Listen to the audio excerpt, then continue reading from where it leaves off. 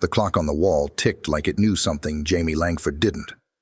He sat in the sterile quiet of the exam room, hands folded, eyes locked on the floor tiles that reminded him of chessboards and hospital gift shops. The door clicked open, and Dr. Miranda LeClaire stepped in, her soft heels breaking the silence like a slow drumbeat. She didn't sit right away. "Jamie?" she said gently, her eyes searching his face. He looked up, managed a tight smile. "You only call me Jamie when you're about to ruin my day." She gave a sad half laugh and finally sat across from him. "We've confirmed the scans. It's metastatic. The tumors have spread to your liver." Jamie nodded once, almost respectfully, as if someone had just made a valid point in a board meeting. "How long?" he asked. Dr. LeClaire paused. "If you begin treatment immediately, 6 months. Without it, maybe 3. Jamie exhaled slowly. It wasn't shock. It was the final card in a hand he already suspected he'd been dealt. And treatment? Hard. Draining. It might buy time, but it won't reverse anything. Time. He had spent a lifetime owning it, controlling it, selling it, and now it was quietly slipping through the cracks. She touched his arm lightly. "I'm sorry, Jamie." He nodded again. "So am I." The door closed behind her with a soft hiss. Jamie stayed seated, unmoving, as the sun outside filtered through half-closed blinds. It painted gold bars across his lap, like a prison made of light. The Langford estate stood just outside the French Quarter, a grand columned home with balconies that overlooked nothing in particular, because Jamie had bought the surrounding lots to ensure privacy. Iron gates, manicured hedges, polished stone. It looked like success. It felt like exile. He stepped into the foyer where Nadine Brooks was already waiting, tablet in hand. "You're back early," she said, brows raised. "I told Miranda I didn't need the brochure on mortality," Jamie replied, handing her his jacket. She hesitated, then hung it on the antique hook beside the door. "You want the truth?" "Not really." "Then you'll hate this next part. Your cousin Alan called again. Wants to talk about succession at the firm." Jamie ran a hand down his face. "I haven't even announced it yet. He suspects. People are always sniffing for weakness. Especially when it smells like money." Jamie stared at the double-height windows as sunlight poured across the marble floor. "Funny. I spent my life making sure I'd never be weak again. And now here I am." Nadine softened. "You don't owe anybody strength right now." He turned to her. "I don't know how to be anything else." She paused, her voice quieter now. "What are you going to do, Jamie?" "I don't know, but I can't. I won't spend my last few months measuring square footage and flipping condos. You always said you'd retire when it stopped feeling like a game." He looked at her, and for the first time in years, he looked tired. "It doesn't feel like a game anymore." He spent the rest of the day wandering his own house like a guest. The hallways echoed with old music from the grand piano no one played. His late wife's reading room still smelled faintly of lavender and paper. He sat in her chair, picked up a worn novel from the shelf, and held it. He didn't read, just held it. At sunset, he took the back stair to the rooftop garden. The sky was burnt orange, and somewhere in the distance, the hum of the city vibrated beneath the jazz and the sound of a trolley bell. He watched the world move on without him. His phone buzzed. A reminder from his calendar. Board call, Europe expansion, 7 p.m. He clicked, delete. Another buzz. This one a text from Alan. "We need to talk. Sooner, not later." Jamie turned off the phone. He leaned back into the patio chair and whispered to the air, "I built an empire. and there's no one to leave it to. A breeze stirred the chimes above. His wife had bought them on a rainy Tuesday at a flea market. She said they sounded like truth. They rang now, quietly. Later that night, restless, Jamie asked his driver to take him on a ride. Just drive. No meetings, no agenda, just drive. Anywhere in particular? The driver asked. Anywhere I wouldn't normally go. They drove past the edges of the quarter, where color peeled from the walls, but the music still found its way through cracked windows. Past neighborhoods, rebuilt and forgotten and rebuilt again. As they passed a small church with a hand-painted sign and boarded-up doors, Jamie spotted movement on the steps. "Stop the car, sir. Pull over." The driver hesitated, but obeyed. Jamie stepped out into the humid night. The air smelled like rain and old earth. On the steps of the church were 3 boys, bundled in one oversized coat, sharing a bag of pretzels and half a bottle of water. He approached slowly, hands visible, careful not to startle them. Kai was the first to notice. He stood up, protective but not aggressive, just watchful. "We're not bothering anybody," he said. "I didn't say you were," Jamie replied. The youngest, Emery, tilted his head. "You lost?" Jamie smiled faintly. "More than you know." Bishop didn't speak. He just watched. "I was just driving," Jamie offered. "Saw you. Thought you might want something warm." Kai narrowed his eyes. "We're fine.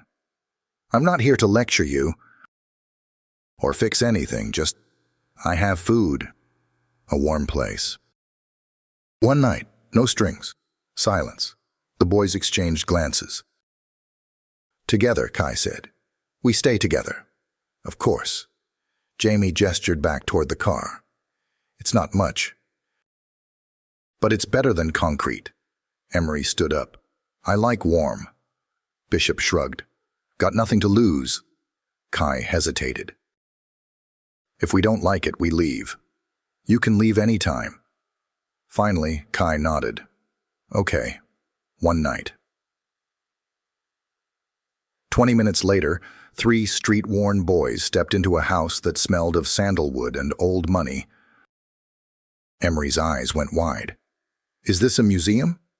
"No," Jamie said. "Just a house that got too quiet." The boys hovered near the entrance, unsure of where to stand. Nadine emerged from the hallway, took one look, and blinked. Jamie raised a hand. "Let's call it an unexpected overnight." She said nothing, just turned and headed to the kitchen. "You're all welcome," Jamie said. "Kitchen's that way, room's upstairs." "You don't have to talk to me. You don't owe me anything." Kai nodded slowly. "Got it." Jamie watched them disappear down the hallway. When the last echo of footsteps faded, he walked into his study and poured himself a glass of scotch he no longer craved. He didn't know what he'd just done.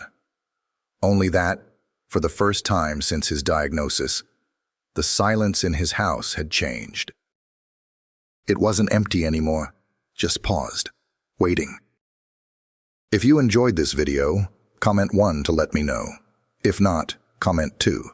Your thought mattered to me either way. Jamie stood in the hallway, the faint hum of the dishwasher, the only sound breaking the stillness.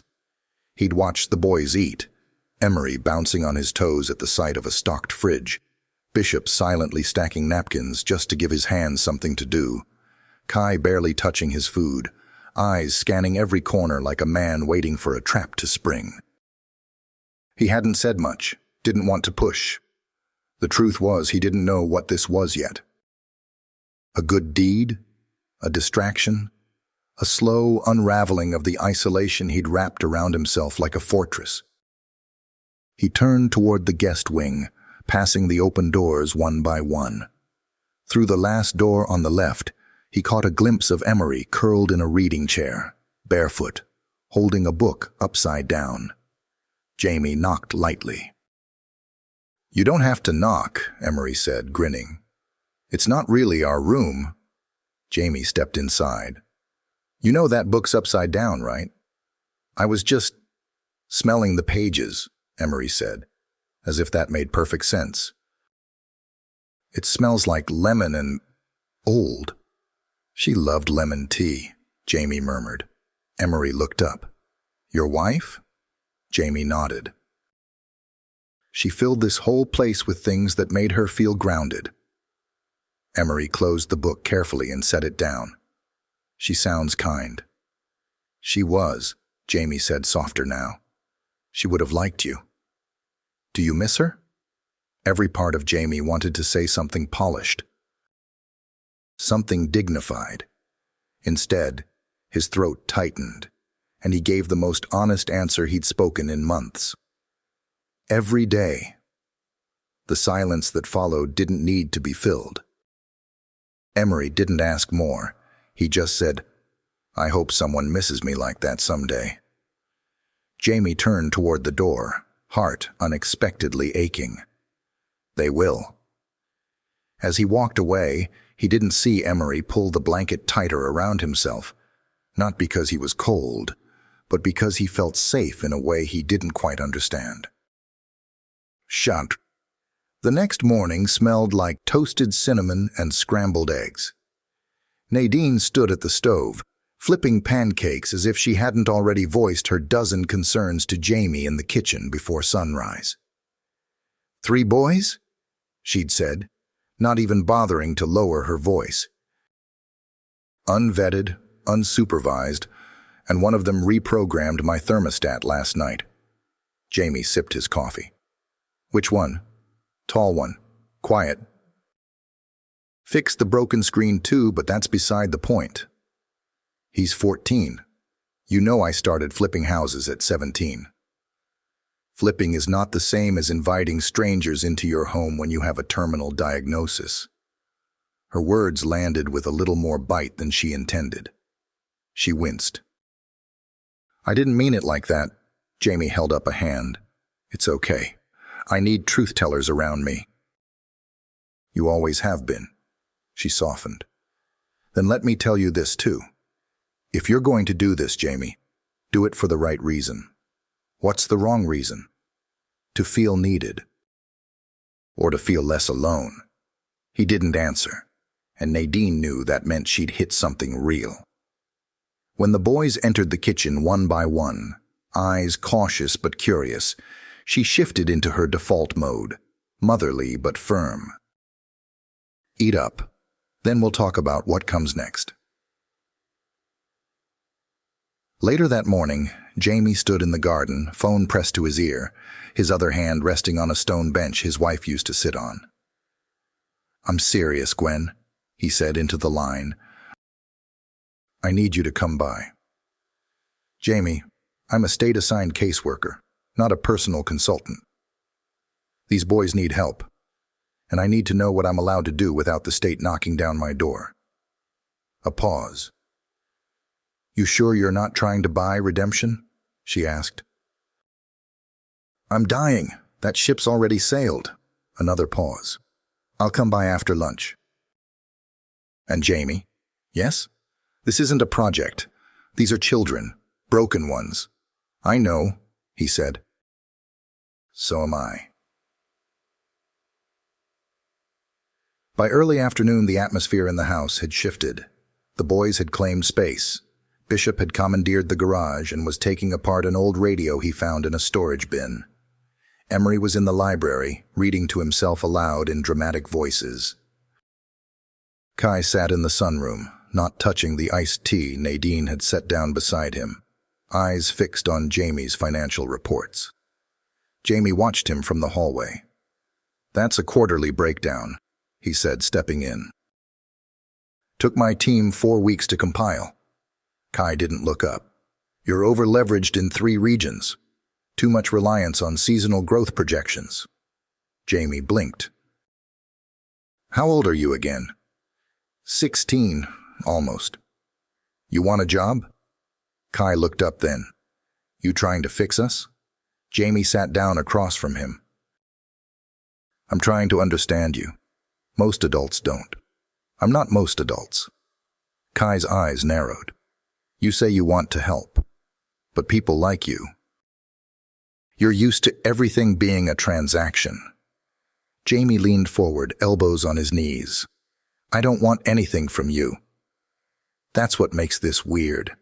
Their eyes locked for a moment longer than was comfortable. Then Kai picked up the reports again and flipped to the next page. Jamie stood. You know what scares me? Kai shrugged. Dying with everything and having meant nothing. Kai didn't respond. But when Jamie left the room, he kept reading. Gwen arrived late in the day, clipboard in hand, expression already skeptical. Gwen Patrice, she introduced herself to the boys. Social services, Kai muttered. Of course. Jamie gestured her toward the study. She followed, heels clicking across the floor like a countdown. You remember Miranda LeClaire? He asked. Yes. She testified in that corporate abuse case last spring. She gave me 3 months. Gwen sighed and lowered her clipboard. Jamie, I want to foster them. Maybe more. You barely know them. They're good kids. You don't know that. I know what I see. She crossed her arms.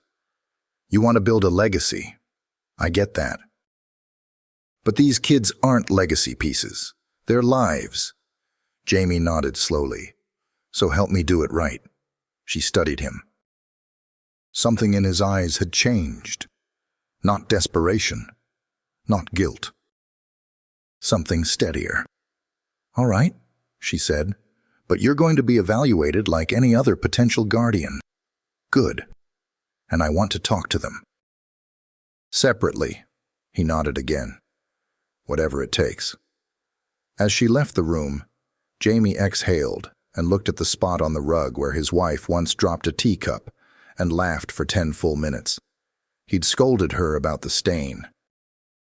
Now, he wished he'd just laughed with her. That evening, as the house settled, Jamie walked past Emery's room again.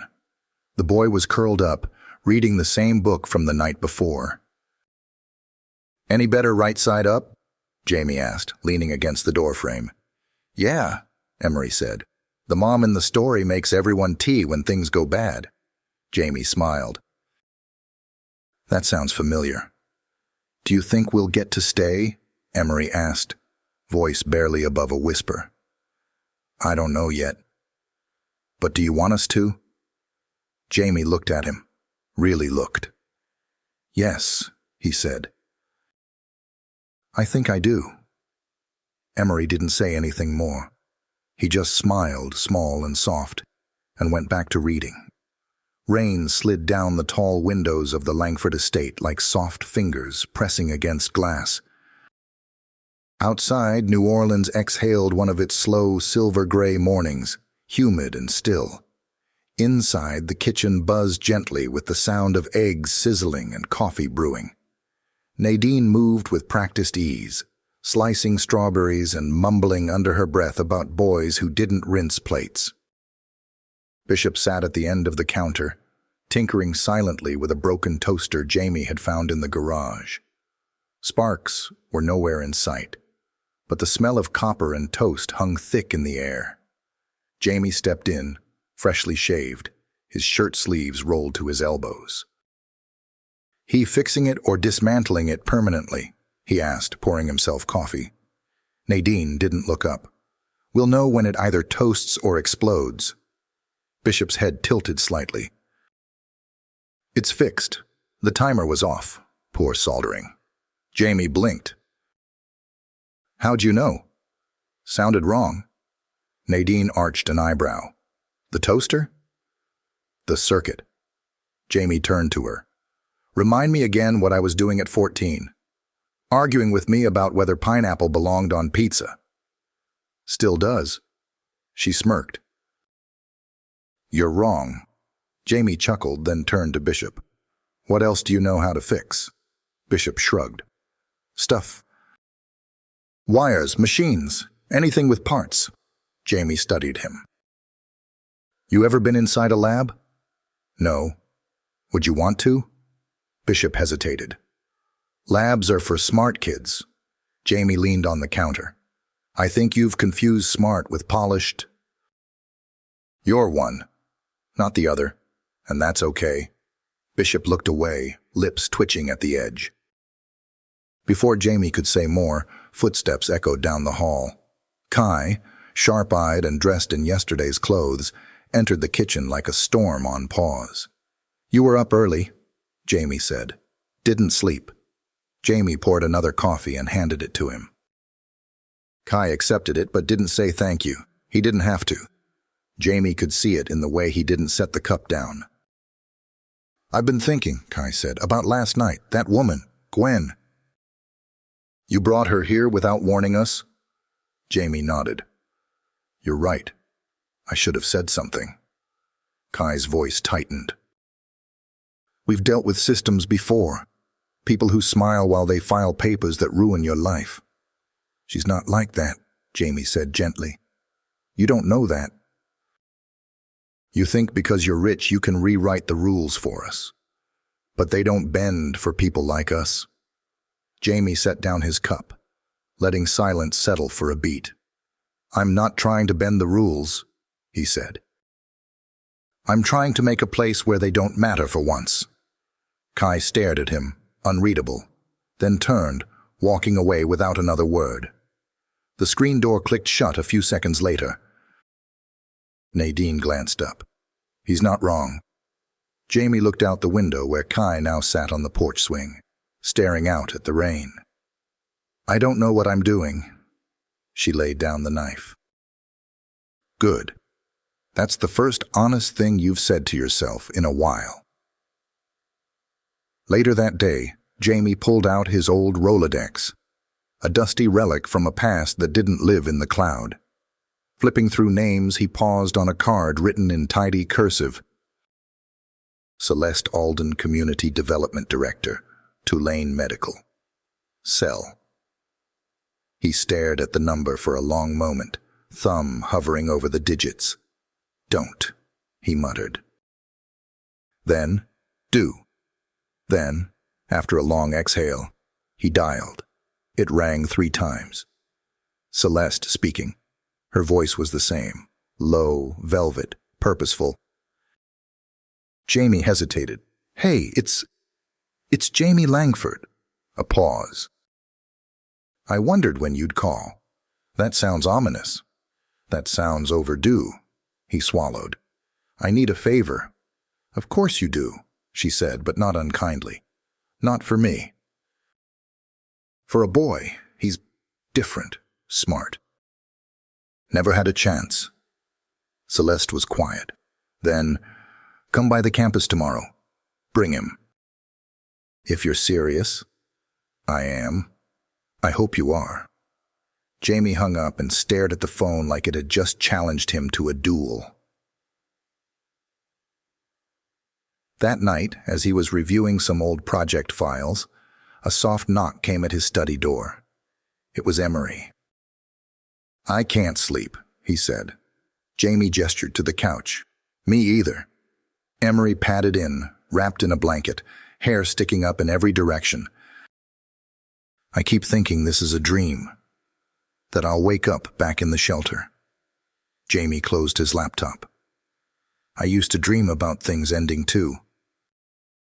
Then I realized it was my mind's way of begging for something to begin.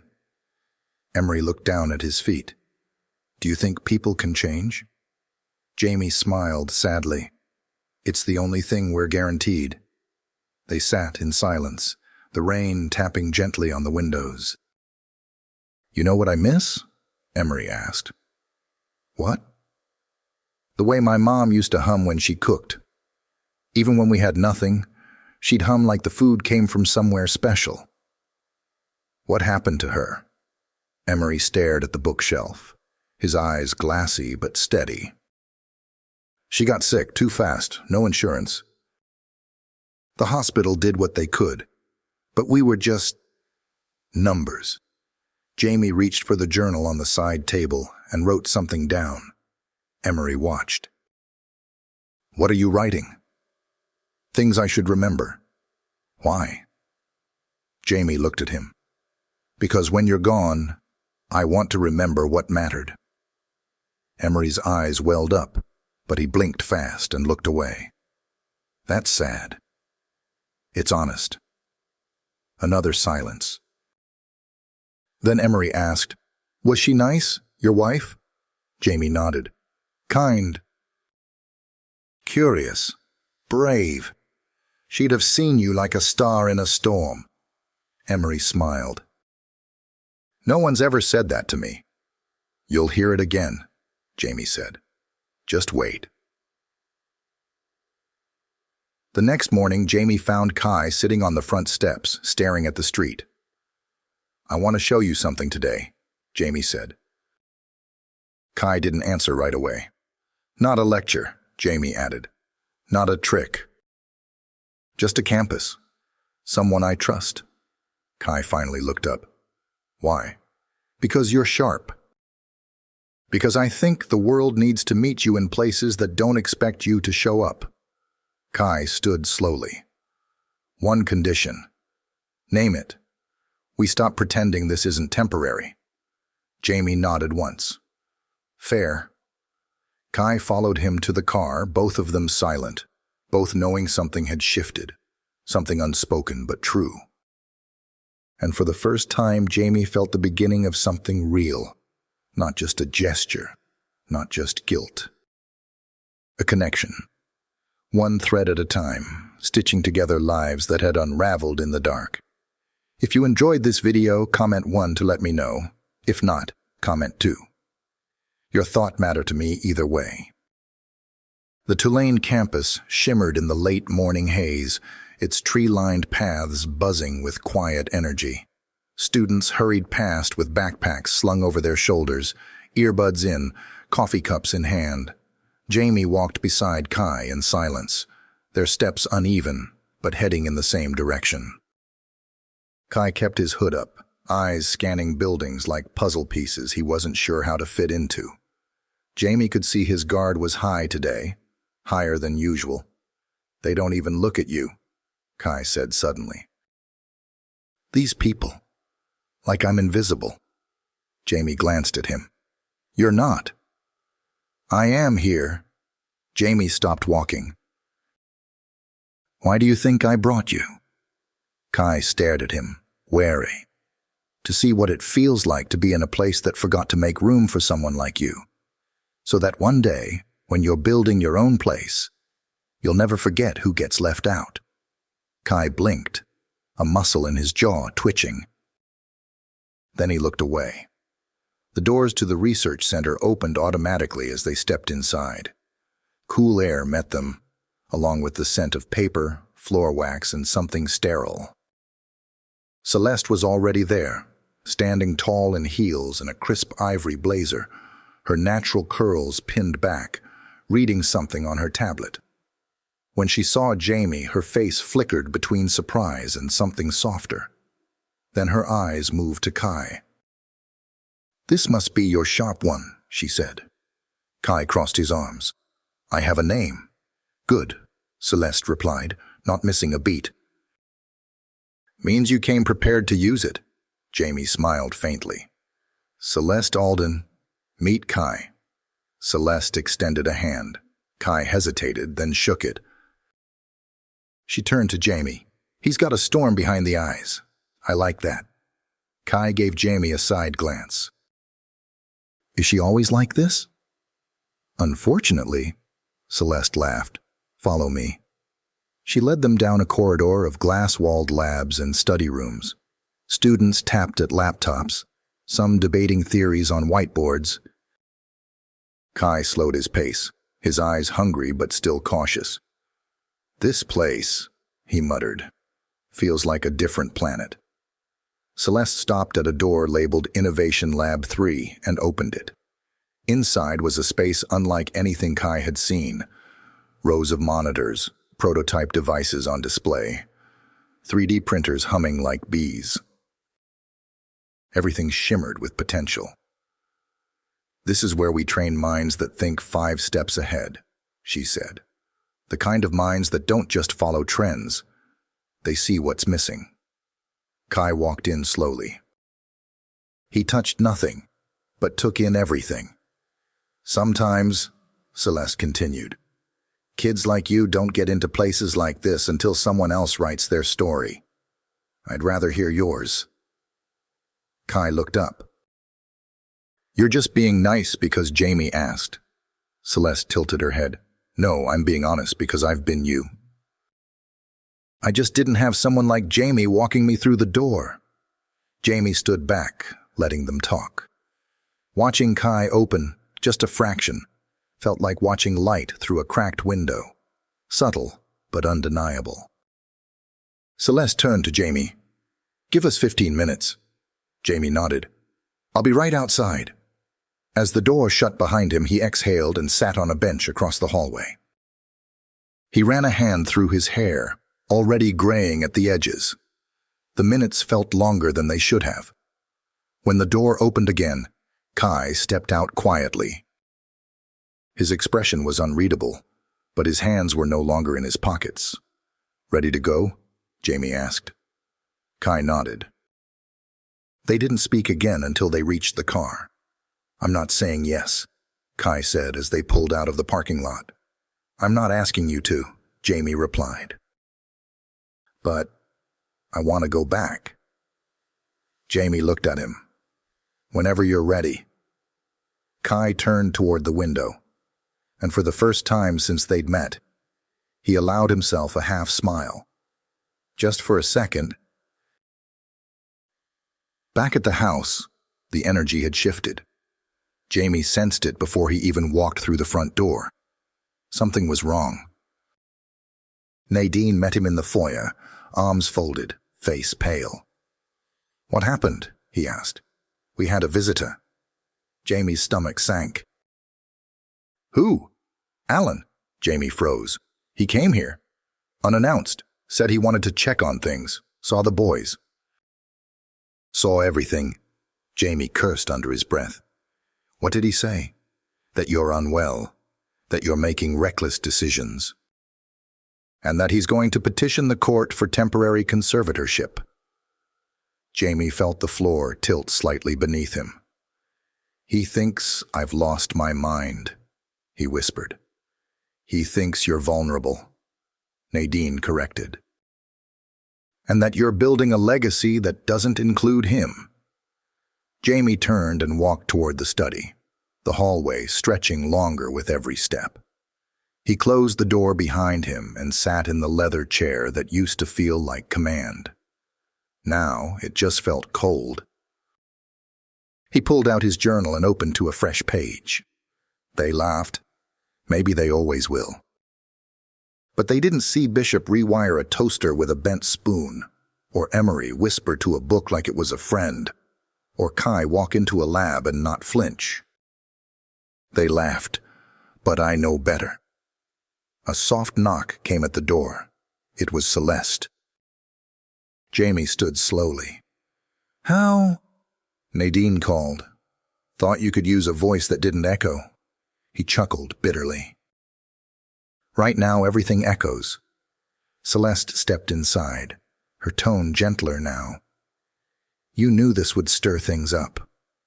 I didn't think it'd come this fast. Death speeds things up."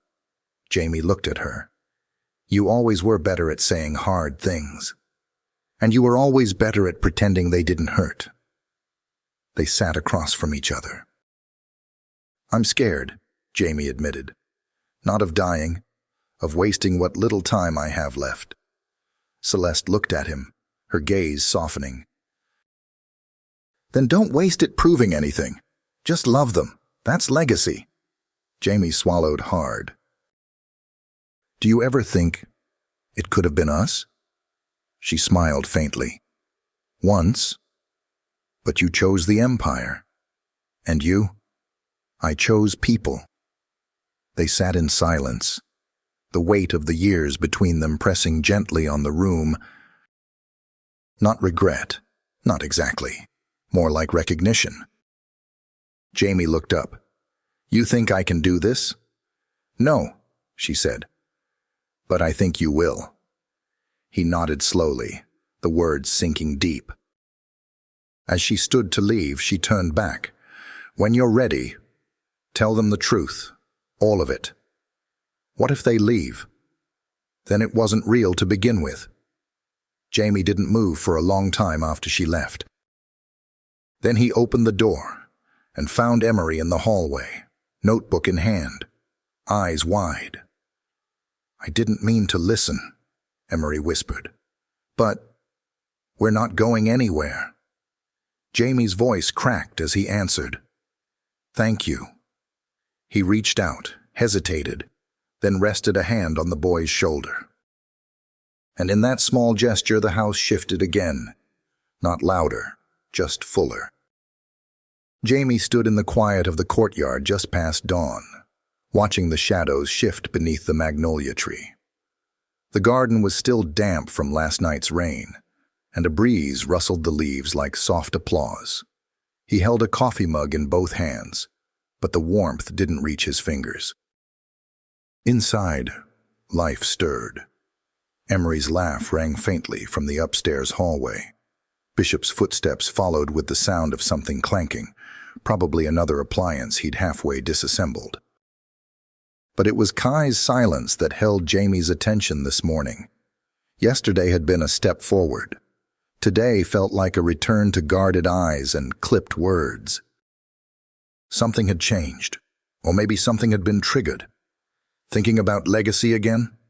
Nadine's voice pulled Jamie from his thoughts. She stood in the doorway, arms folded, dressed in her usual quiet elegance, but her eyes were sharp.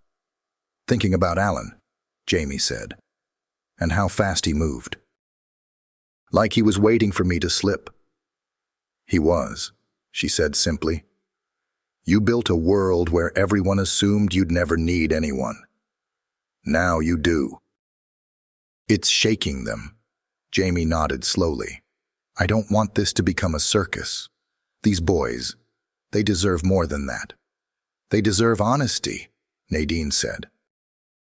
"All three of them are waiting for the next shoe to drop. And frankly, so am I." Jamie looked at her.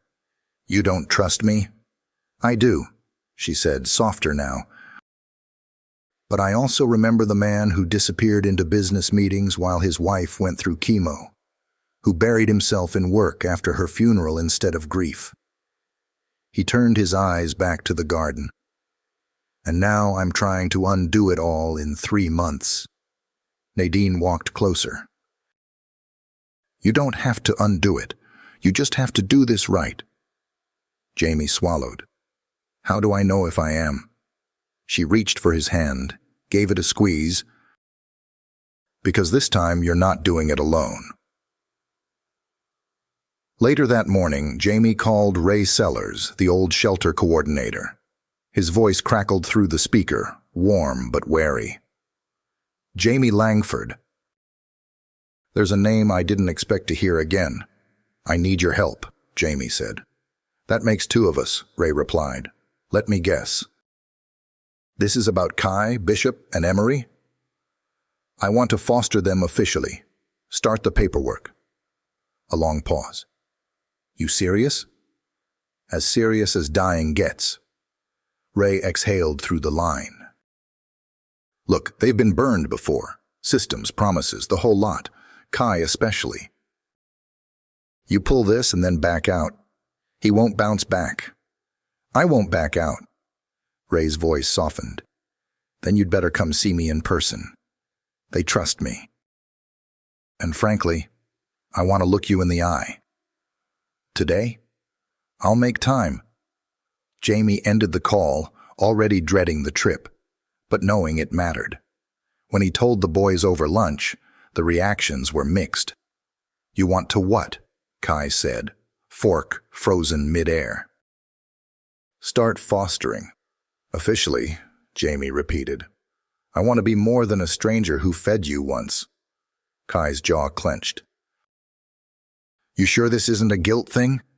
"No, it's not charity. It's not pity. It's a choice. Bishop looked up from his plate. You really want us? Jamie met his eyes. Yes. Emery blinked. What happens if we say no? Then I'll still keep the door open, Jamie said, and I'll still make breakfast every morning. The room went quiet. Finally, Kai stood. I'll go with you, to see Ray. Jamie nodded. All right. The shelter hadn't changed much. Same cracked sidewalk, same mural of hands reaching upward. A few new faces, but the air still held that faint mix of bleach and hope. Ray stood in the doorway with his arms crossed, gray hair a little longer, eyes just as sharp. You look tired, he said to Jamie. Jamie smiled faintly. That's the cancer. Very fashionable these days. Ray let out a dry chuckle and pulled him in for a brief, awkward hug. Then he turned to Kai. You good, kid? Kai nodded. Better than before. Ray led them inside to his office, cluttered with paperwork, mismatched mugs, and a half-dead plant on the windowsill. Jamie explained everything. The diagnosis, the boys, the idea that had started as a spark and become something else, something heavier, deeper. Ray listened without interrupting. When Jamie finished, Ray leaned back in his chair. Well, you're not the man I remember, and maybe that's a good thing. Kai shifted in his seat. What does that mean? It means people change, kid. Sometimes for the better, sometimes too late. But I've watched a lot of people promise things they can't deliver. So if this man says he's here for the long haul, I need to know it's not just a grand gesture to make peace with his own ending. Jamie's voice didn't waver. It's not. I'm not trying to save them. I just want to be part of their life if they'll let me. Ray studied him, then looked at Kai. What do you think? Kai hesitated. I think he means it, and I think it scares him. Ray nodded. Good answer. He opened a drawer, pulled out a thick packet of paperwork. Let's get this started then. That night, Jamie stood in the doorway of Emery's room. The boy was sketching something on a piece of scrap paper, lines of a building with trees around it. What's that? Jamie asked. A house, Emery said, but with books, and a kitchen big enough for people to eat together, like a place where no one gets kicked out. Jamie's throat tightened. That's a good dream. Emery looked up. It's not a dream. I'm going to build it. Jamie smiled. You just might. As he left the room, he passed Bishop in the hallway. The boy didn't speak, just held out a small box with wires neatly coiled inside. What's this? Fixed the sprinkler controller. Was glitching. Jamie laughed. You're too good at this. Bishop shrugged. You gave me tools. And just like that, the moment cracked open something in Jamie. A quiet kind of joy, unexpected and deep. He walked down the hall, heart heavier, but also lighter somehow. In the study, he opened the journal again. They don't know what they've done to me. These boys. They came here with nothing. And they've given me back something I didn't know I lost. A reason. Maybe even a future, however short. I wanted to teach them how to live, but they're the ones teaching me how to stay. He paused, then underlined the last sentence twice. For the first time in weeks, he left the study door open behind him. The tux didn't fit perfectly. It hung too loose at the shoulders, sleeves an inch too long. But Kai wore it like armor. Bishop tugged at the collar of his borrowed shirt, clearly uncomfortable, while Emery kept twisting back and forth in front of the hallway mirror, trying to make sure his bow tie was still centered. You sure this is a good idea? Bishop asked, his voice low as they waited at the foot of the grand staircase. Jamie stood above them, adjusting his own cufflinks. His tuxedo, tailored and black, was understated elegance. He looked strong, composed, but there was a fatigue around his eyes that no designer could hide. "It's a charity event," he said. "I've gone every year. This time, I'm not going alone." Kai crossed his arms. "You know people are going to stare." Jamie walked down the stairs slowly, steadying himself on the banister more than he let on. "Let them," he said. "If they're going to talk, at least give them something worth saying." Emery lit up. "Do they have tiny desserts?" Jamie smiled. "Probably." "I'm in." Bishop sighed, then nodded. "Guess I'm in too." Kai didn't answer, but he didn't walk away either. Outside, the car gleamed under the porch lights. The driver opened the door and Jamie gestured for the boys to enter first. As they slid into the back seat, Kai muttered, "Feels like we're pretending." Jamie settled in beside them. "We're not pretending. We're showing up." The ballroom was a chandeliered palace of polished wood, string quartets, and carefully staged wealth. Waiters in white gloves floated through the crowd. The hum of soft laughter and clinking glasses filled the air. Jamie entered with the boys flanking him like unlikely sentinels. Heads turned. Conversations stalled mid-sentence. It didn't take long for the whispers to start. "Is that Langford? Who are those kids? Is this some kind of publicity stunt?" Jamie heard every word, but kept walking. The boys followed, tense but quiet. Celeste met them near the back of the room, dressed in a sleek emerald gown that shimmered in the light. She looked at the boys first, her smile warm and real. "You clean up well," she said. Emery grinned. "I found a mint in my pocket." Celeste laughed, then looked at Jamie. "You really brought them. You sound surprised." "I'm not," she said. "But this crowd, you just threw a match into dry grass." Jamie lowered his voice. "Let them burn." She nodded once, then turned to the boys. "Stick close. These people smile with their mouths, not their eyes." Bishop whispered, "That's what Jamie said about politicians." Emery giggled. They made their way toward the main table. Kai's gaze swept the room, studying the faces. Some were cold, others curious. A few looked angry. "Who's that?" he asked, nodding toward a man near the stage. Jamie followed his gaze. "Arthur Drennan. He's one of my former investors. Sold his shares last year when I started talking about education reform. He doesn't like kids. He doesn't like systems that don't make him money." Kai's mouth tightened. "He's staring." "Let him," Jamie said again. "We're not going anywhere." Dinner was served. Speeches were made.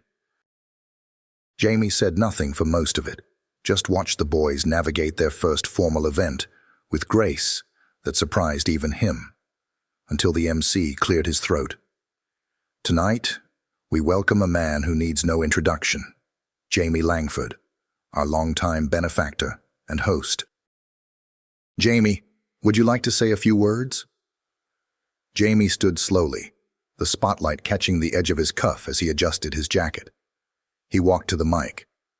The room fell into a hush. "Thank you," he began. "Most of you know me as a businessman, a developer, someone who turned empty buildings into profitable ones." Polite applause. "But recently," he continued, "I've started thinking more about what it means to build something that outlives profit." The crowd shifted. A few brows furrowed. "3 weeks ago, I met 3 boys outside a church. No agenda, no press. Just 3 kids sharing one coat. And something about that image didn't let me sleep." A long pause. "I brought them into my home. At first, just for one night. But that night changed everything. Because for the first time in years, I stopped measuring life in contracts and started measuring it in moments. He glanced at the table, where the boys sat wide-eyed. I'm not here tonight to ask for more money. I'm here to tell you that wealth is wasted if it dies with you. Legacy isn't about buildings. It's about people. The room was stone silent. Thank you. He stepped away. One person clapped. Then another. A slow ripple spread, but it wasn't unanimous. Some guests stayed still, their faces unreadable. As Jamie returned to the table, Celeste leaned in. You just wrote yourself out of a few wills. Jamie nodded. Good. I'm tired of ghost-chasing money. Kai whispered. That was brave. Jamie turned to him. No, that was necessary. After dessert, Jamie stepped outside to catch his breath. The garden patio was quiet, washed in moonlight. The cool air pressed against his lungs. Celeste followed him, her heels soft on the stone path. You all right? She asked. I'm fine. You don't look fine. Jamie smiled faintly. I used to know how to play this room. Shake hands, close deals. Now I just want to tell the truth. Celeste leaned against the railing beside him. Then keep doing that. He looked at her. You ever regret not taking that job in New York? She laughed. Not once. I would have followed you. You wouldn't have left your company. He nodded. You're right. They stood in silence, the kind that comes with shared history. She touched his arm gently. You don't have to carry it all. Let them carry some of it with you. He turned to face her. You think they will? I think they already are. Jamie swallowed hard. What if I'm not here long enough to finish this? Celeste looked at him. Then finish what you can, and leave them the tools to build the rest. He didn't answer, just looked out over the city skyline, where the lights flickered like distant stars. Inside, the music had started again, but Jamie stayed outside, just for a few minutes more, feeling for once that he was exactly where he needed to be. Sunday morning came quiet and slow, thick with humidity and the smell of jasmine wafting through the open windows. The Langford estate, once echoing with silence, now carried the soft sounds of a home being lived in. Piano keys struck hesitantly in the music room. Water ran in the upstairs hall. Emery laughed, somewhere, probably reading aloud to himself again. Jamie stood barefoot in the kitchen, sipping black coffee and watching Bishop from the doorway. The boy sat at the breakfast bar, elbows deep in wires and plastic parts. A gutted blender lay open in front of him. I thought we were having smoothies today, Jamie said. Bishop didn't look up. You were, but the motor was fried. Whoever made this didn't care about torque distribution. Jamie blinked.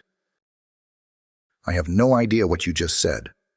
Exactly, Bishop muttered. Jamie grinned and stepped further in. You know, I used to take radios apart. When I was your age. Bishop stopped, looked at him sideways. Did you put them back together? Only once or twice. I wasn't as good at it as you. Bishop hesitated. Why'd you stop? Because no one cared if I fixed things. They only cared that I sold them.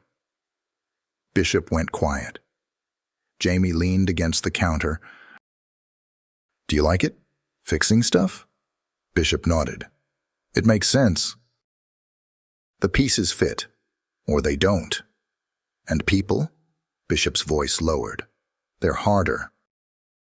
You think something works and then it just breaks. Jamie exhaled through his nose. Yeah, people break in different ways. There was a pause. Then Bishop very softly said, But you still try to fix them. Jamie's hand tightened around his mug. Some people are worth trying for. The boy didn't reply. He just went back to work, his fingers steady now. Kinda later that afternoon, Jamie drove Emery to a neighborhood clinic where Celeste had pulled some strings. It wasn't much, just a tour, a chance to shadow for an hour. But to Emery, it may as well have been a backstage pass to NASA. As they stepped through the double doors, Emery's whole body buzzed. "I smell rubbing alcohol," he whispered. "That's how you know it's real." Jamie chuckled. "Just don't drink it." They were met by Nurse Trina, who shook Jamie's hand and gave Emery a kind smile. "So you're the curious one," she said. Emery grinned. "I like bones and body stuff." "Good. We've got a few charts and a stethoscope with your name on it." As Emery followed her inside, Jamie took a seat in the waiting area. He picked up a parenting magazine without thinking, then laughed softly at himself. The laughter turned into a sigh.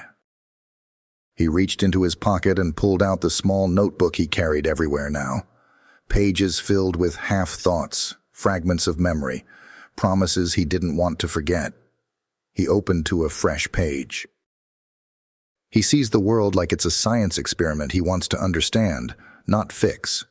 That's his superpower. He watches first, then asks questions no one else thinks to ask. Maybe that's what medicine really is. Seeing before solving. He closed the notebook and leaned back. Outside, the sky was turning darker than it should have been. A storm was coming. That evening, the house buzzed with low energy. Rain tapped on the windows like someone asking gently to be let in. Kai sat at the dining table, a spreadsheet open on Jamie's laptop. Numbers danced across the screen. He clicked something, then leaned back and stared at it for a long time. Jamie entered from the hallway and stopped short. "Is that my quarterly report?" Kai didn't look up. "It's missing context. Your rental projections don't account for rising vacancy in mid-city." Jamie crossed his arms. "And what would you suggest?" Kai turned the screen slightly. "Cut marketing by 8%. Reallocate toward tenant retention. The numbers only look good if people stay." Jamie walked around, glanced at the spreadsheet and let out a low whistle. "That's not bad." Kai shrugged. "I read a lot, and I watch people. Your team builds for profit." You used to build for something else. I can see the shift." Jamie stared at him. "You think you know me?" Kai met his gaze. "I think I'm starting to." Jamie sat down beside him. The silence stretched. "You know," Jamie said slowly, "when I was your age, I thought people like you didn't exist. Smart, guarded, too old for your own skin." Kai gave a dry smirk. "People like me learn to grow up fast." Jamie nodded. "And people like me forgot how to." A beat passed. Then Kai said, "I've never had anyone fight for me without a catch." Jamie's voice dropped. "And I've never had anyone challenge me without trying to impress me." They sat there, in that fragile balance, until Emery burst in, damp from the rain, eyes shining. "I listened to a baby's heartbeat," he yelled, hands flailing. "It was like thump, thump, thump, and I held the stethoscope and I swear it was the coolest sound in the world." Kai laughed, fully, freely, for the first time. Jamie smiled, soaking in the moment. "Dinner in 10, Nadine called from the kitchen." That night, after the dishes were cleared and the boys had scattered to their corners of the house, Jamie stood on the back porch with Celeste. She'd stopped by to drop off some clinic forms, but lingered, drawn by the rhythm of the rain and the soft glow of the porch light. "You're different," she said. Jamie raised an eyebrow. "More tired? More present?" He exhaled, slow. "I think I forgot what that felt like." Celeste stepped closer, folding her arms against the chill. "These boys, they're changing you." He looked at her. "You say that like it's a warning." "No," she said softly. "Like it's a prayer answered." Jamie didn't speak. Just watched the raindrops collect on the railing. "You're scared," she said. He nodded. Terrified. Of dying? Of not leaving enough behind? Celeste turned to face him. "Jamie, listen to me. Legacy isn't what you leave. It's who remembers you, who carries you forward."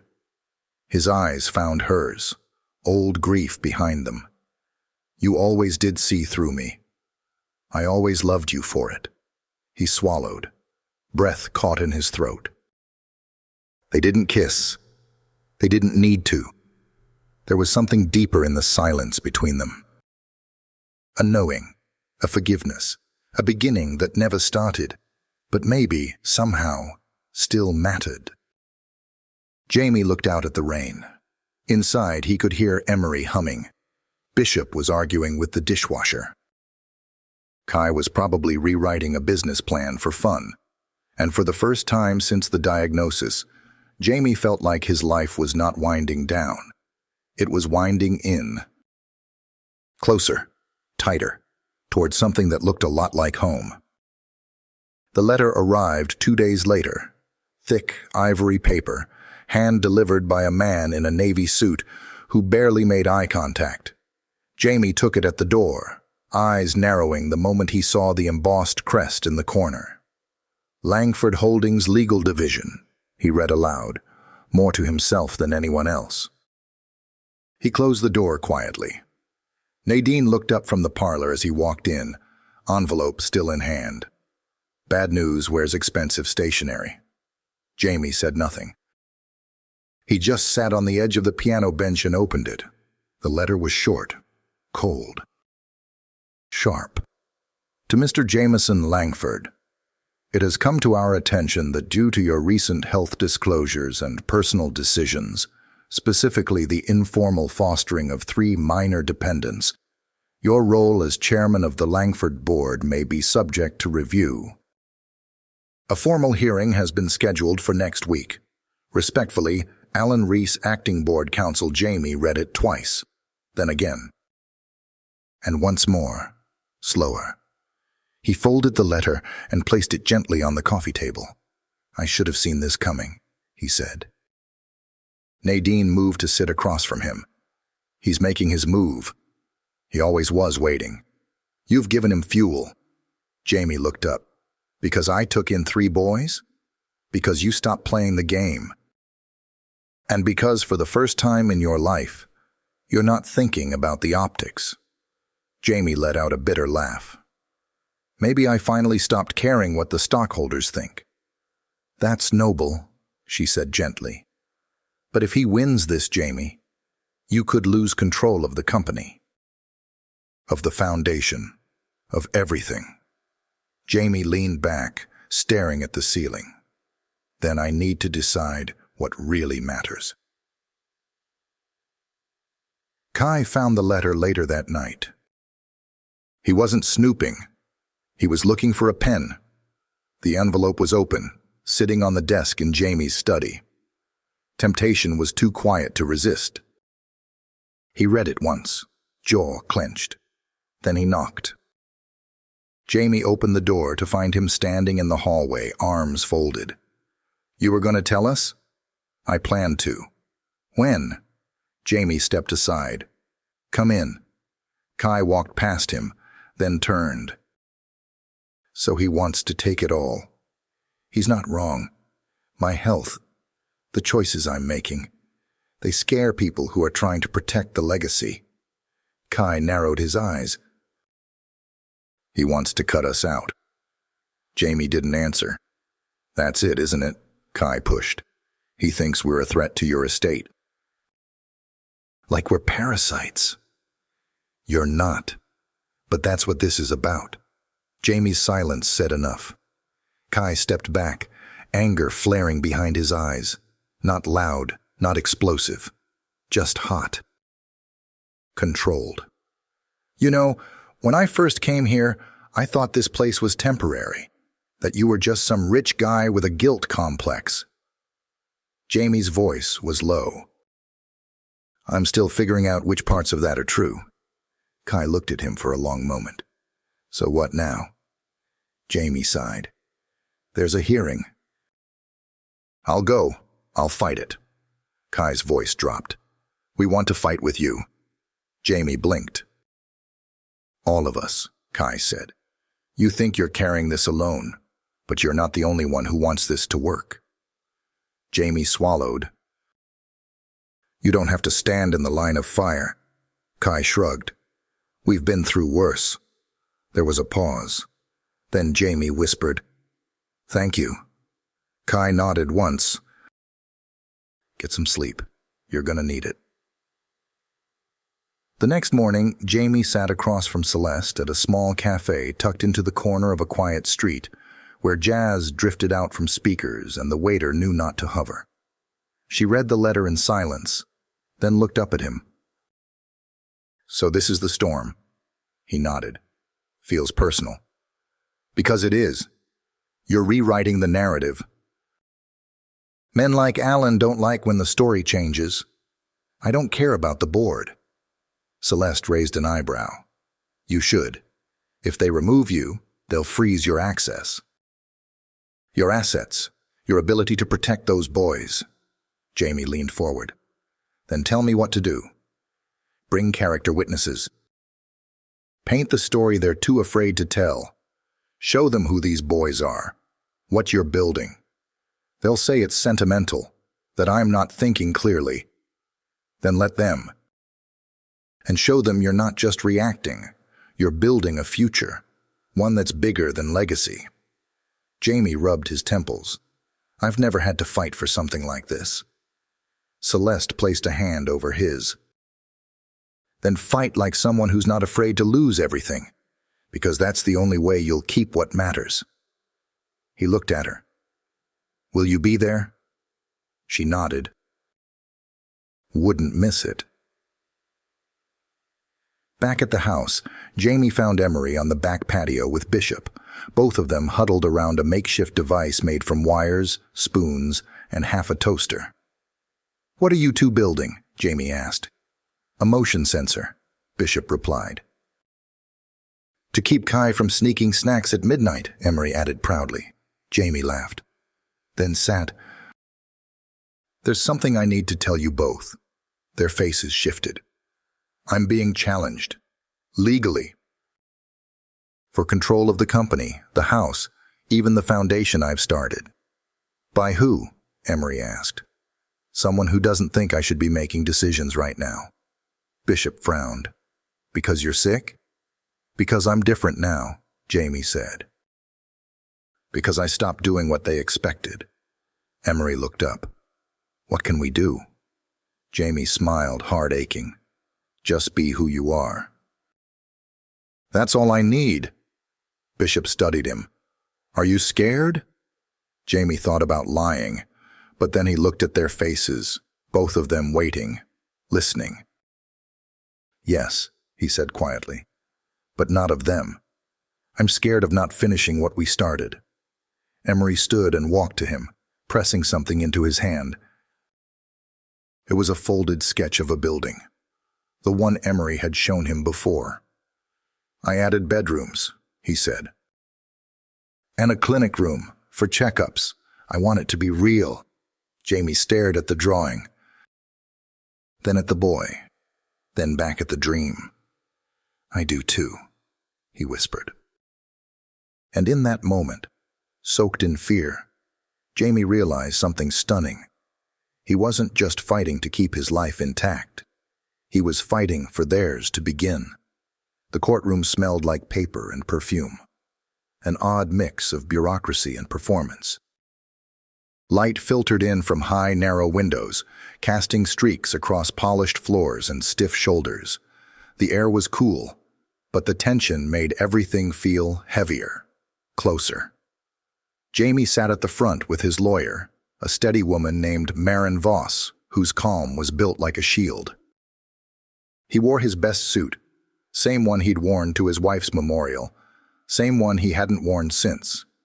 His hands were clasped loosely in his lap, but a tremor in his left pinky betrayed the nerves. Celeste sat 2 rows behind, her presence like a lighthouse, quiet, steady, knowing. Nadine beside her, jaw tight, eyes narrowed at the man across the aisle. Alan Reese, crisp gray suit. The picture of corporate elegance, hiding the sharp edge of calculation in his smile. He hadn't looked at Jamie once since the proceedings began. He didn't need to. His confidence came from paperwork and precedent. "Your Honor," Alan's voice carried, smooth and polished, "we are not here to question Mr. Langford's generosity. We are here to assess whether he is, in his current state, fit to continue making significant legal, financial, and custodial decisions."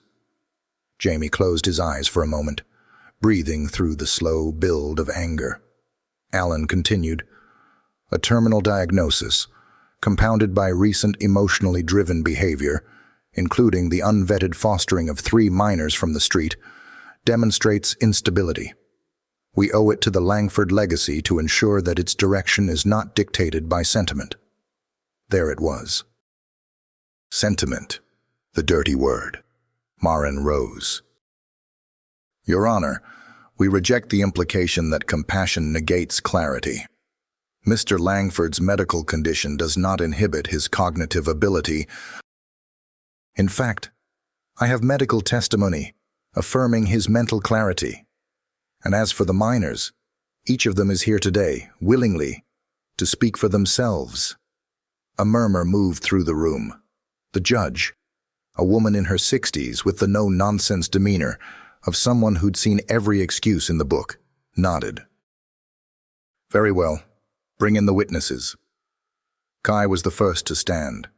He walked with calm precision, dressed in a blazer slightly too big, his shirt buttoned to the top. He sat straight, hands folded, eyes direct. Marin approached gently. "Kai, can you tell us how you met Mr. Langford?" He nodded once. "He offered us food one night. I thought he was just another guy trying to feel better about himself. But he didn't walk away after one meal. What changed your mind?" Kai's voice didn't falter. He listened. He didn't talk down. He never made promises he couldn't keep. "And how would you describe your relationship now?" Kai looked at Jamie just for a second. "He's the first adult I've ever known who didn't try to fix me, just gave me space to figure out who I want to be." Alan leaned forward slightly, taking notes. Marin smiled. "Thank you." As Kai returned to his seat, Bishop stood. He moved slower, more uncertain, like someone who preferred rooms with wires and logic, not judgment and expectation.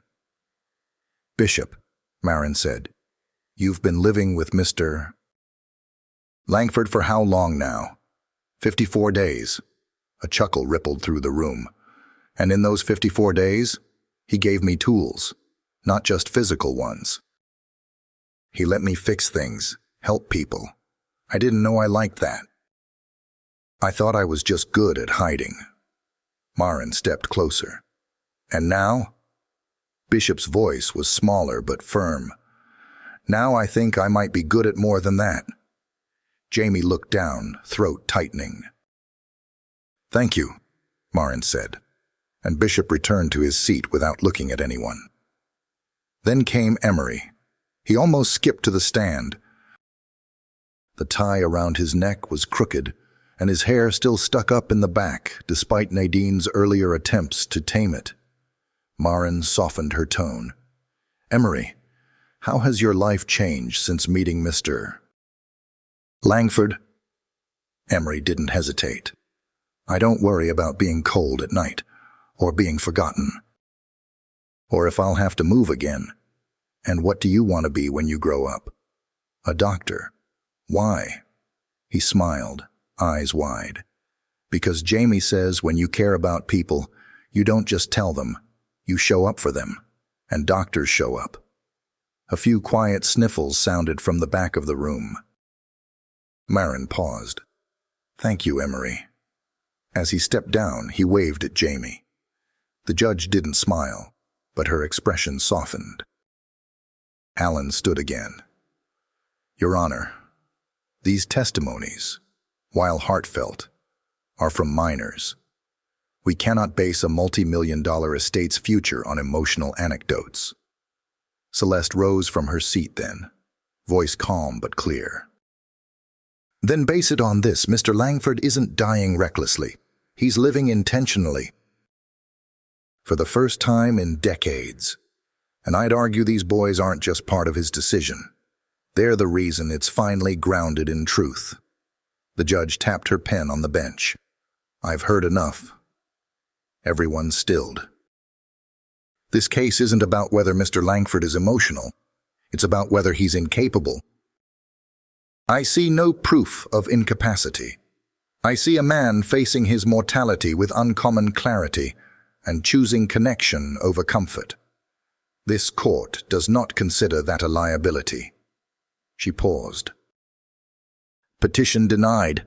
Jamie exhaled. So did the boys. Nadine reached for Celeste's hand. Alan remained seated, lips pressed thin, eyes forward. Jamie turned, finding the eyes that mattered most. Kai nodded once. Bishop gave the smallest of smiles. Emery mouthed, "We did it."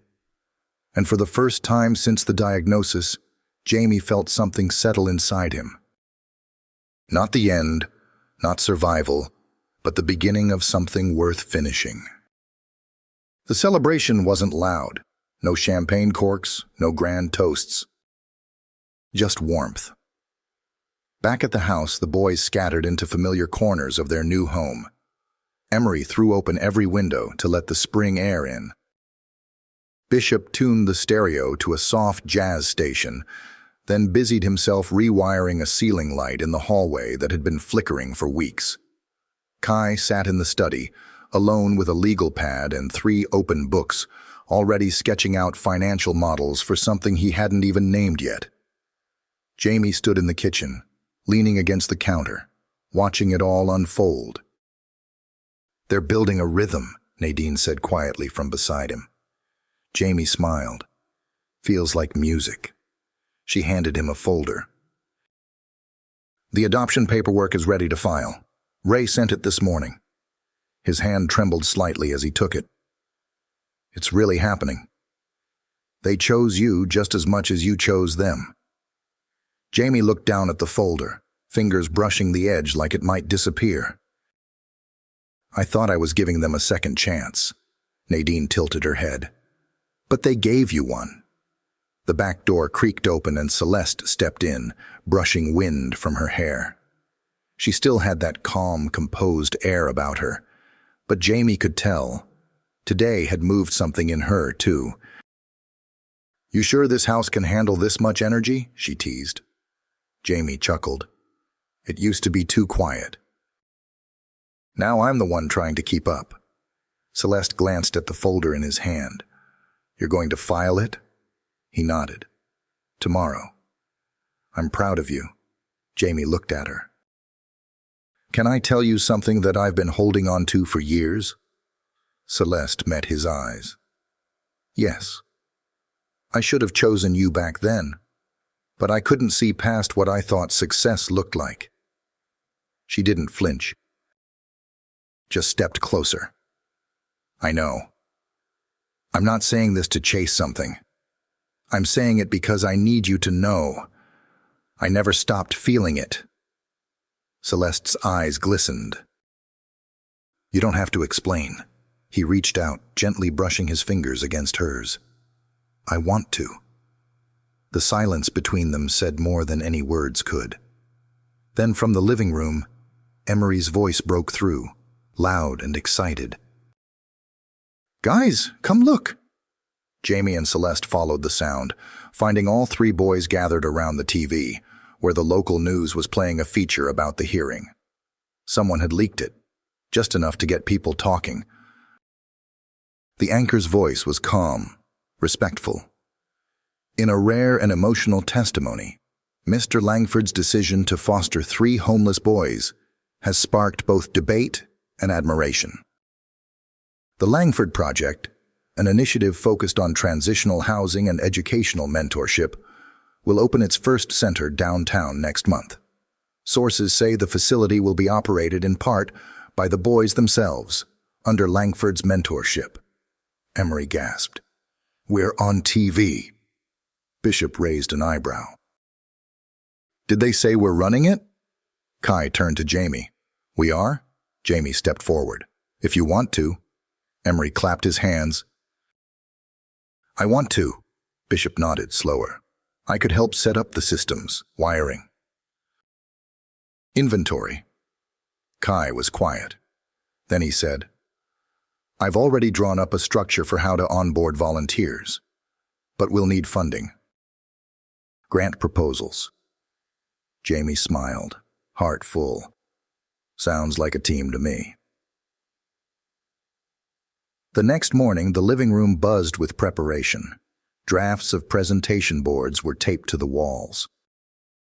Fabric samples, paint swatches, blueprint revisions. Every surface overflowed with ideas. Celeste paced with a clipboard, organizing roles. Gwen, the social worker, had stopped by to help finalize the permit requests. "I've never seen a house run like this," she said to Nadine, laughing as Emery accidentally dropped a box of pencils. Nadine grinned. "It's not chaos. It's momentum." At the dining table, Jamie sat with Kai, walking through nonprofit formation steps. "I want you listed on the board," Jamie said. Kai looked up, startled. "Me? You've earned it." "But I don't have a degree. I haven't even finished high school." "You're not here because of paperwork. You're here because you see what most people miss. That's leadership." Kai swallowed hard. "What if I mess it up?" Jamie leaned in. "Then we fix it together." Across the room, Emery held up a drawing. "Look, I added a garden." "Why a garden?" Celeste asked. "So people remember it's okay to grow slow," he said. She blinked. "That's beautiful." He shrugged. "Jamie said something like that once." Jamie's throat tightened. Before he could respond, the doorbell rang.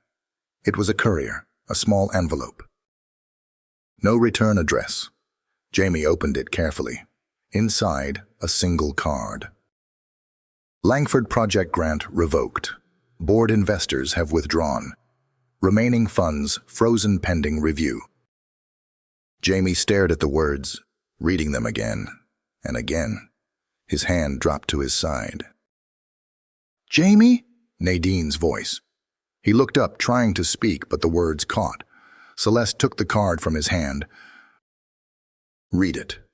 Her face changed. "No." Nadine stepped closer. "What is it?" Celeste read it aloud. The room fell silent.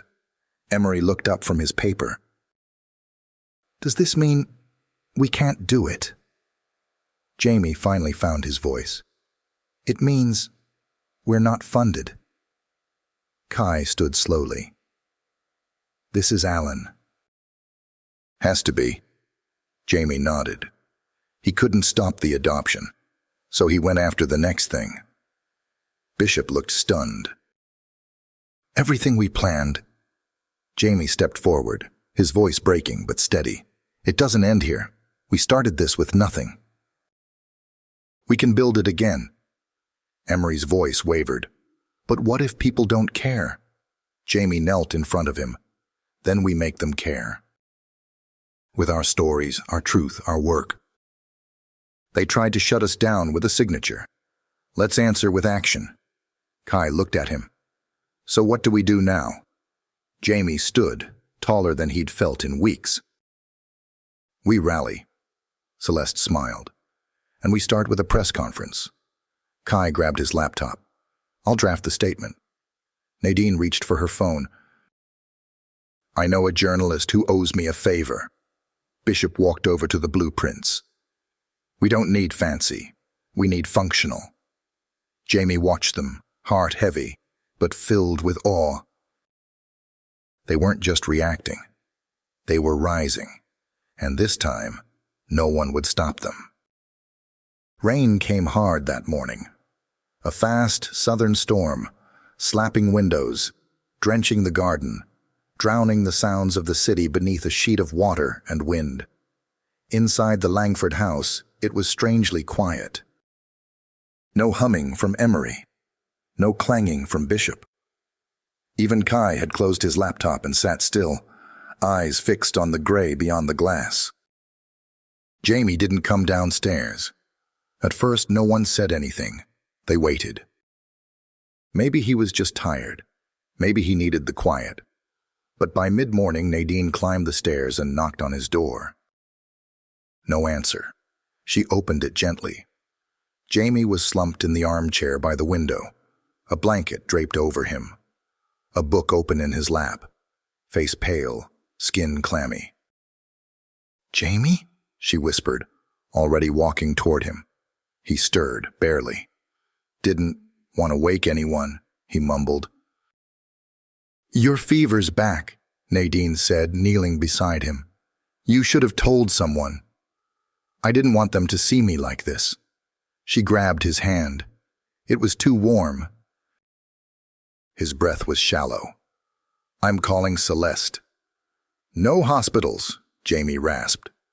"She's not a hospital. She's family." He didn't argue.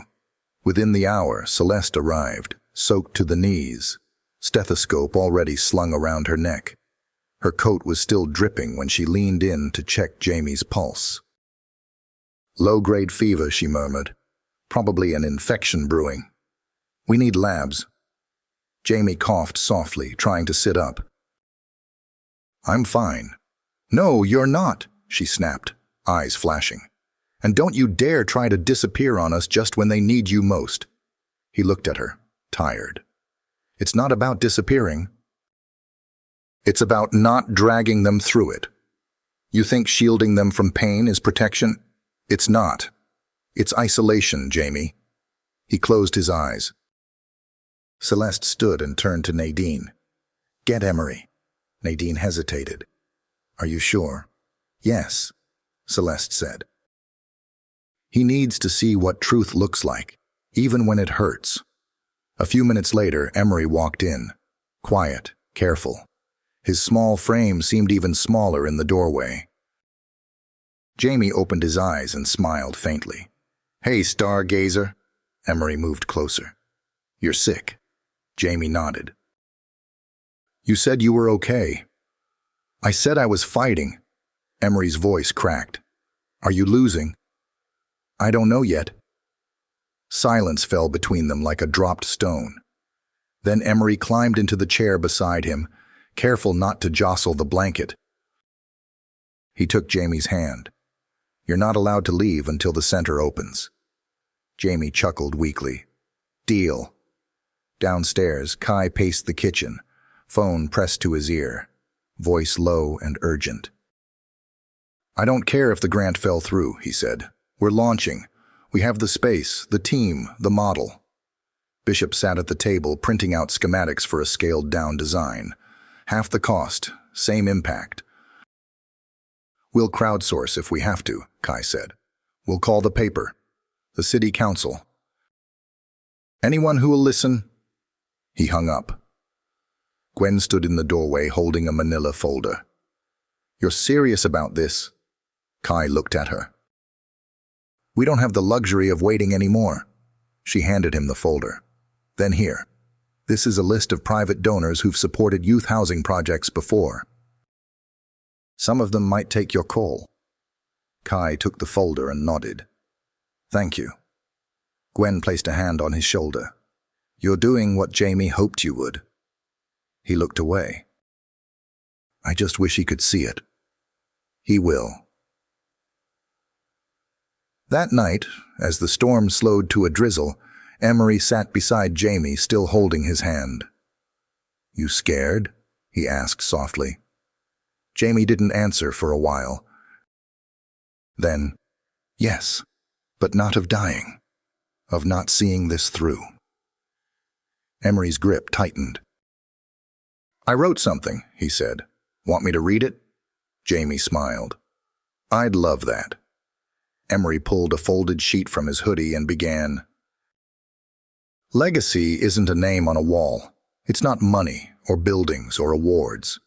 It's the way someone made you feel when you didn't think you mattered. It's the space they leave that makes room for someone else. Jamie Langford gave us space, and we're going to build something in it. Jamie closed his eyes, a tear sliding down his cheek. Beautiful, he whispered. And that night, while the city dried and the wind quieted, a boy sat beside a man who had once been a stranger, and refused to let him fade. Morning light crept across the floorboards in thin lines, casting long shadows over the living room where papers, blueprints, and empty coffee cups littered every surface. The house had not slept, not really. It had breathed. Quiet and slow, like it was holding its own fragile heartbeat. Jamie remained upstairs, still weak but stable. Celeste had administered antibiotics through the night, her coat long discarded over a chair. At sunrise, she finally sat down beside him and whispered, You're not going anywhere, not yet. Downstairs, Kai was wide awake, typing relentlessly on his laptop, the glow of the screen reflected in his tired eyes. Every few seconds, he checked the download bar, then his inbox. Bishop entered, holding a steaming mug of black tea, placing it wordlessly beside him. He didn't ask questions. He just watched. They answered, Kai said finally, spinning the laptop to face him. A local tech nonprofit had replied, interested in supporting the Langford project with software and operational tools. They couldn't offer money, but they could offer systems. Mentorship, infrastructure. Bishop's eyes scanned the message. That's something. It's more than something, Kai whispered. It's traction. Behind them, Emery sat curled up on the couch, sketching again. This time, it wasn't a building. It was a hand reaching down and another reaching up. When Celeste finally came downstairs, Kai was waiting. How is he? He asked. Tired, but better. Kai hesitated. He doesn't know we're still pushing, does he? Celeste gave him a knowing look. He knows, but he's letting you lead now. That's what matters. Gwen arrived just after noon, holding a thick binder and 2 cups of coffee. Tell me we have a plan, she said. Kai stood. We do. But we need help. I've got 3 journalists interested, a local city councilwoman who wants to come to the opening, and a church with an unused community hall that could be our pilot site, if we move fast. Bishop looked up. That place with the green roof? Yes, Gwen replied. They'll waive rent if we maintain it and use it for good. Emery grinned. We can fix it up. Kai turned to Celeste. We need Jamie's approval. He'll give it. Even if it's not what he pictured? Celeste's voice softened, especially if it's not. He wanted this to live beyond him. Kai nodded, then left the room, climbing the stairs slowly. He knocked once. Jamie's voice was hoarse, but audible. Come in. The room smelled of mint tea and eucalyptus. The IV bag still hung beside the bed. But Jamie looked better, eyes clearer, posture stronger. Kai sat on the edge of the armchair across from him. We found a new space. Jamie smiled weakly. Tell me everything. Kai did. The site, the structure, the plan. The volunteers who had come forward. The teenagers from the shelter who wanted to help build. He didn't skip a single detail. When he finished, Jamie said nothing. Then he whispered, You built it anyway. Kai's voice cracked. You gave us the blueprint. Jamie reached across and placed his hand over Kai's. You're the legacy, not the building. Kai nodded, blinking hard.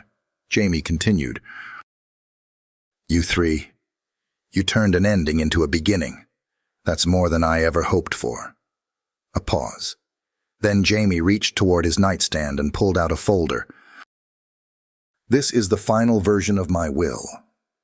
It names you as co-founder, Bishop as operations lead, Emery as something I made up called Director of Curiosity. Kai let out a breath, half laugh, half sob. You're serious? Jamie smiled. Nevermore. Kai stood, folding the folder against his chest like something sacred. You're still coming to the launch. Jamie didn't answer right away. Then, slowly, he said, If I can walk, I'll be there. Kai nodded. Then we'll make sure you can. As he turned to leave, Jamie called out softly, Kai? He stopped. Thank you for staying.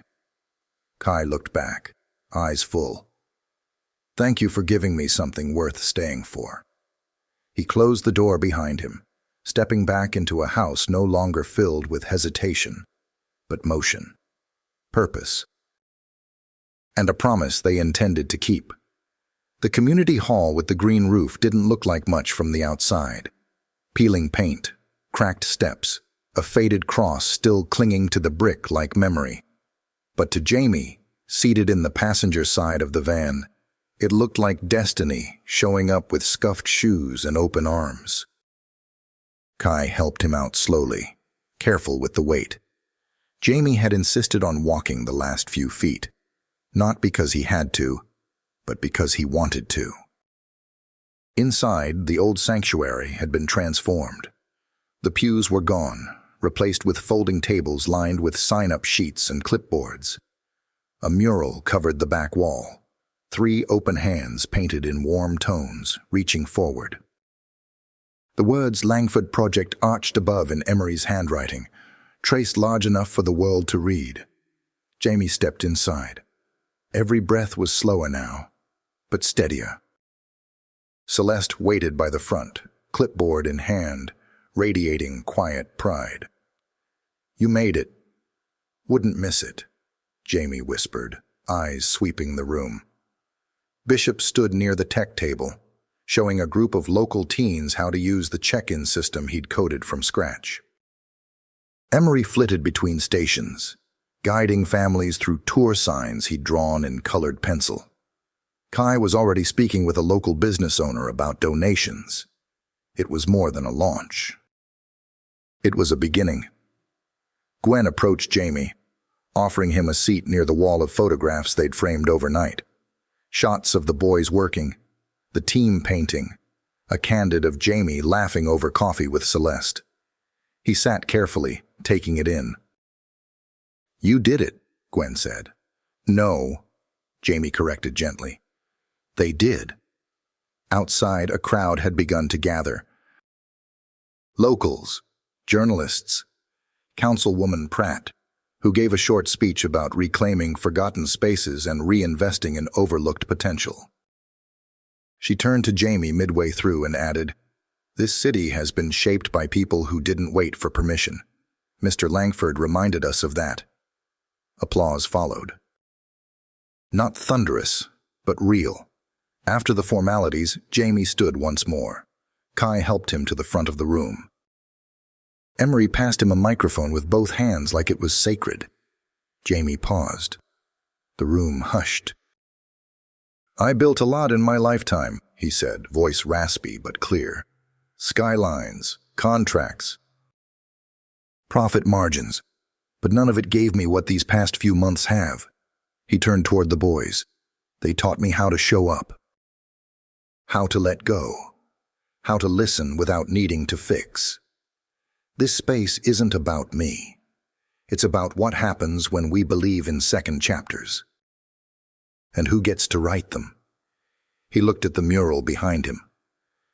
I don't know how much time I have left, but I do know this. It's enough.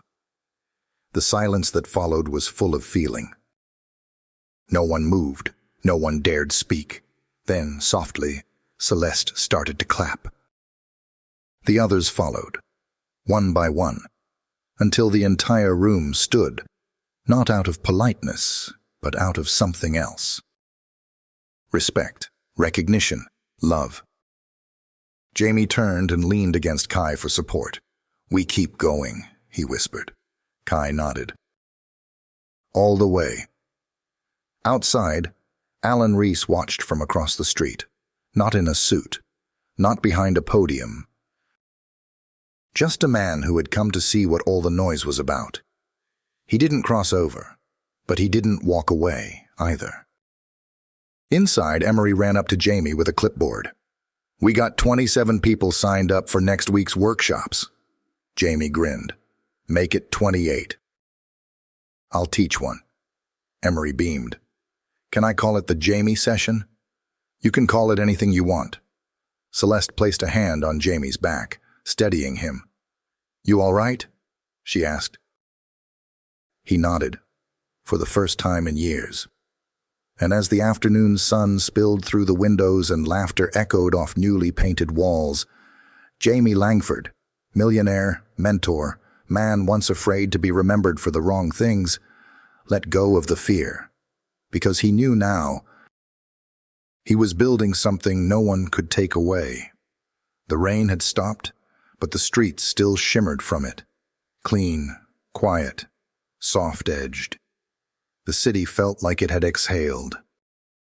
A new season stretched just ahead, and the Langford Project's modest little building on Dauphin Street pulsed with a rhythm that didn't exist a few months ago.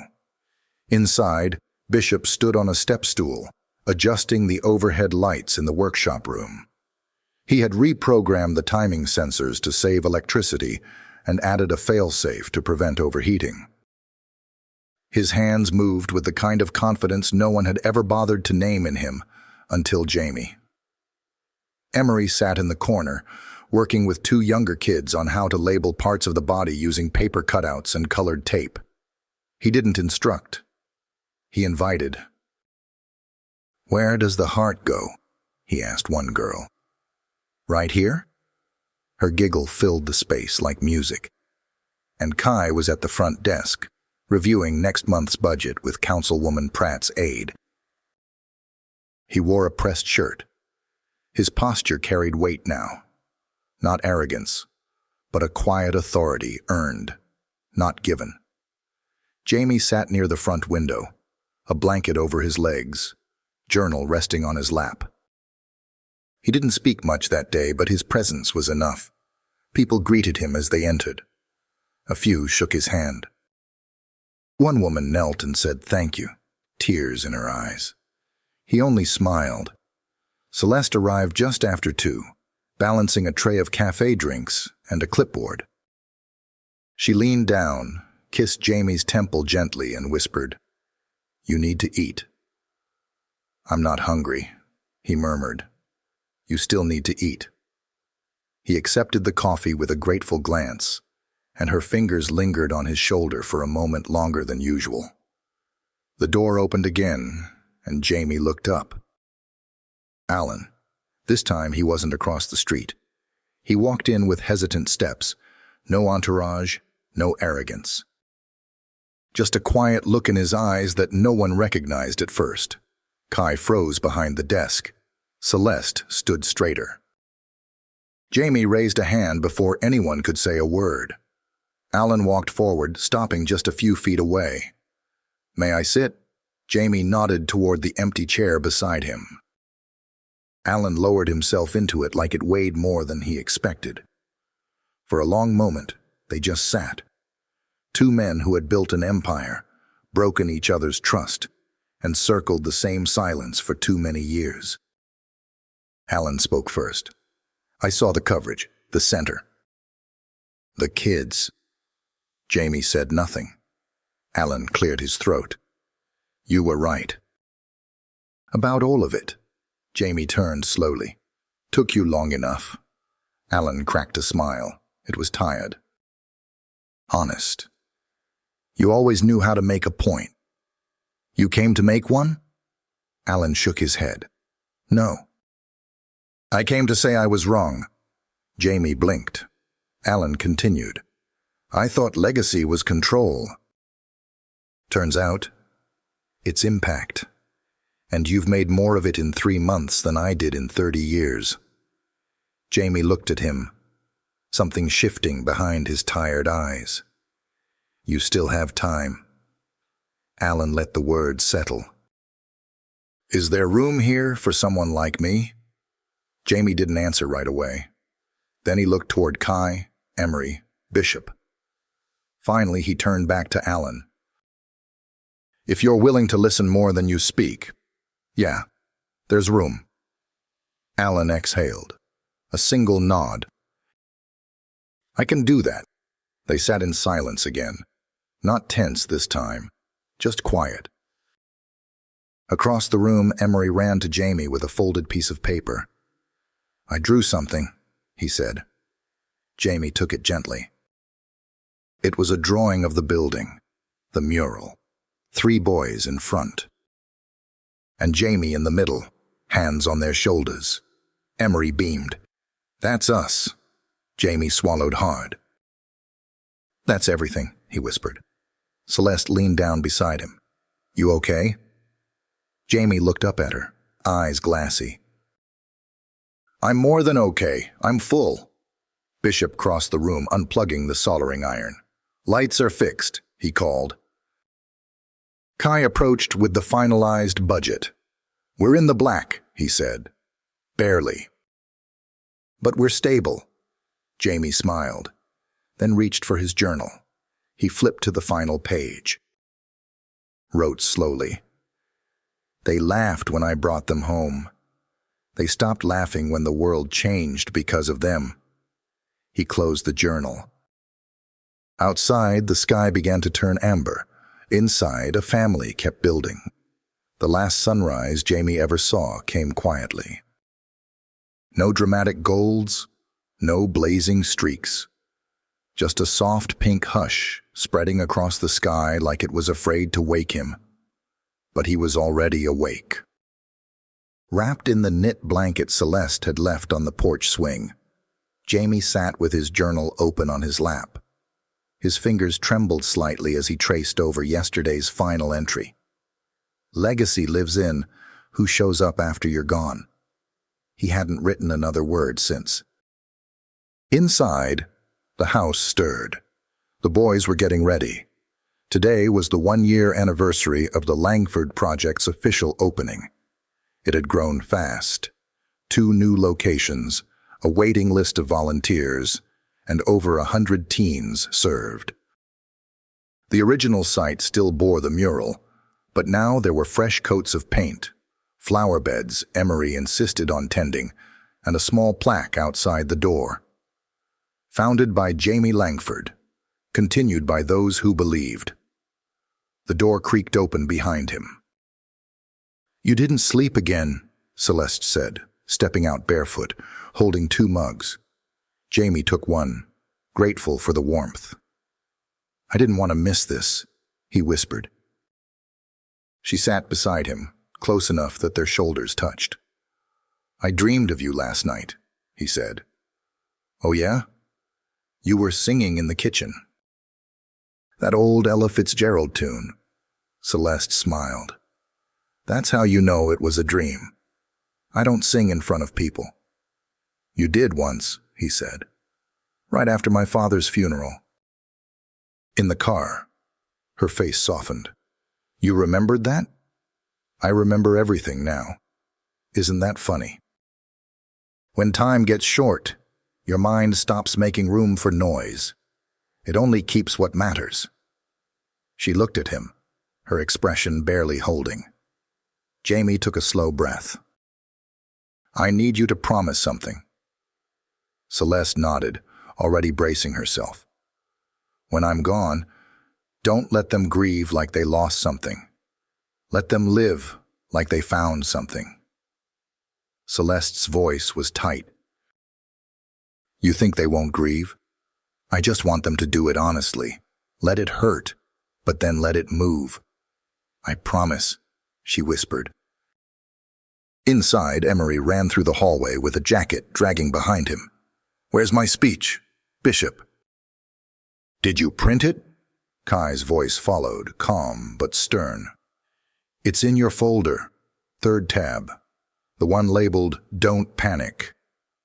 Laughter echoed. Jamie smiled. "See? They'll be all right." Celeste rested her head against his shoulder. "Because of you." "No," he said. "Because I got out of the way and let them become." She didn't respond. She didn't need to. Later that morning, at the community center, the crowd gathered on folding chairs under a white tent. The ribbon on the new Langford Vocational Annex fluttered in the breeze. A soft gospel choir hummed in the background. Jamie was wheeled to the front, not because he couldn't walk, but because it let him rest while watching everything unfold. Emery gave the welcome speech. His voice cracked twice. He pushed through. Bishop led a tech demo for the new coding room, walking donors through what it would offer. Kai, calm, confident, suit slightly too sharp, closed the presentation with a plan for expansion, funding, and impact. He finished with one line that brought the audience to its feet. "We don't build futures for kids, we build them with them." As the applause roared, Jamie sat back, hands folded, tears silently sliding down his cheeks. Nadine leaned down. "You proud?" Jamie looked at her. "I'm full." That night, back at the house, the celebration continued in quieter tones. Leftover cake in the kitchen, jazz on low, everyone barefoot and talking over each other. Jamie sat in his armchair, watching it all. Emery fell asleep on the rug with a book across his chest. Bishop was on the floor, assembling a mechanical toy from scratch. Kai walked over, holding 2 mugs. "One's tea," he said. "One's black coffee. Thought you'd gamble." Jamie chuckled, reached for the coffee, took a sip. "Still sharp." Kai sat across from him. "You scared?" Jamie thought a moment. "Not anymore." "Why not?" Jamie looked around the room. "You." That night, after everyone had gone to bed, Celeste found him asleep in the chair, journal still resting on his lap. He looked peaceful. No fear in his face. No struggle in his breath. She didn't cry, not then. She kissed his forehead, took the journal in her hands, and read the last thing he had written. It was short. "If they ask what I left behind, tell them I didn't leave anything. I passed it on." A week later, the boys stood in front of a new class of Langford Project students, young, uncertain, searching. Kai took a deep breath. "Before we start," he said, voice strong, "I want to tell you a story." He paused. It starts with someone who was told he only had 3 months to live and chose to spend them saving 3 strangers. Emery reached into his backpack and placed Jamie's old coat on the back of the classroom door. "Just in case," he said softly, "someone else shows up cold." And in that room on that day, Jamie Langford lived again, in every voice, in every hand, in every new beginning. If you enjoyed this video, comment 1 to let me know. If not, comment 2. Your thought mattered to me either way.